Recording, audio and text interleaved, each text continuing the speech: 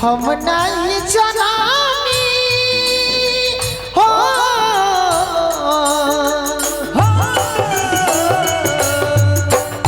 हम नहीं जनानी कि मन में बसा के हम नहीं जनानी कि मन में बसा के अरे मुहवा मोड़ जइबा अच्छा नेक छोड़ जइबा मुहवा मोड़ जइबा ओ अच्छा नेक छोड़ जइबा अनाज अब तोहरा बिना आज बुझाइबा अनाज अब तोहरा बिना आज बुझाइबा जानत न रोई तू ऐसा न करवा हमारा के छोड़ हाथ दोसरा के धरवा हमारा के छोड़ हाथ दोसरा के धरवा हमारा के छोड़ हाथ दोसरा के धरवा। अब रोवाला में कुछ नहीं खे जवन कहलू तवन कर लेलू बहुत कहलू अब हमारा सभी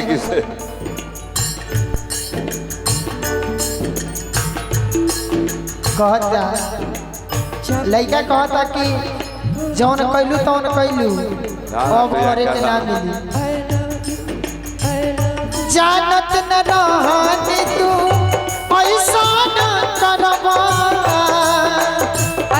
हमरा के छोड़ हाथ दूसरा के धरवा हमारा के छोड़ हाथ दोसरा के धरवा हमारा के छोड़ हाथ बिक्की के धरवा। ये बात बिक्की को आता है प्रियंका जी से। हाँ जी बबीता सगर के दिलवा बहुत दुखाइल बा गोलू रजा के दिलवा बहुत दुखाइल बा अरे नाजियम तोहरा बिना आवाज में दर्द होके के चाहिए छोटे बाबा काहे कुफुरत और कुछ छोटा का अरे हम भाई प्रियंका के बिक्की के देख बड़ा वो बूढ़ी खातिर वो तोड़े बूढ़ लेखा हरे नाजियब तोरा बिना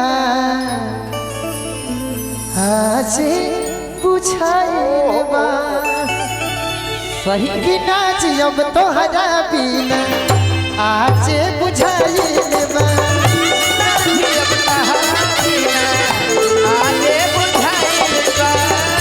नाजियब तोहरा बिना आज बुझाइबा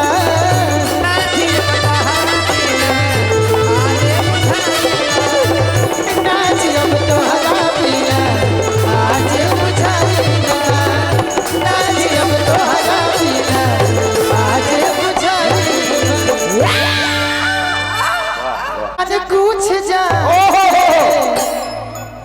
अरे तोहरा के छोड़ा तानी जन कुछ जान के जेकर दिल टूटेला उ कहेला ना तो हम बतैती हई कवन खानदान के अतने खाली कह रहे दे बतावे का नहीं खे हम जाना पा नहीं। अब हम चाहेंगे कि कार्यक्रम का भी आप टेलर देख रहे हैं। अभी पूरा फिल्म हम लोगों ने कहा दिखलाया है।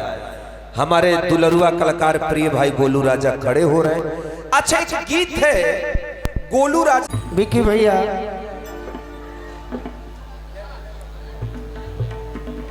देखा ये बिक्की के जीजा जी होया कि